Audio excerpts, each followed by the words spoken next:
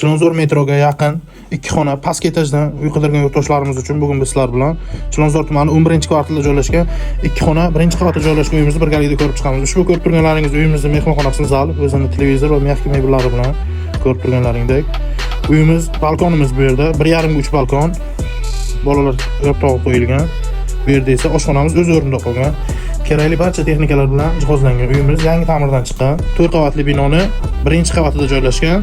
Bu yerda esa ota-onalar yotoqxonasi. Uyimizning umumiy maydoni 50 kvadratdan iborat. Ota-onalar yotoqxonasi ham kattaligi zal bilan bir xil, zerkalli planirovka deyiladi ushbu uyimiz. Bu yerda esa glavniy eshikdan kirib kelish va o'zini razerni sanuzori bilan birgalikda ko'rib turganlaringizdek.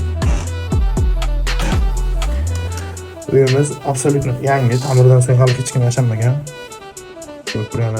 Uyimiz orientiriga keladigan bo'lsak, Chilonzor tumani 11-kvartal Al-Xorazmiy okrugiga joylashgan, ushbu 1-qavatda joylashgan Yevro ta'mirdan chiqqan uyimiz uchun egalari videoda ko'rgan barcha mebel va texnikalaring bilan birgalikda 74 ming AQSh narx so'rashmoqda.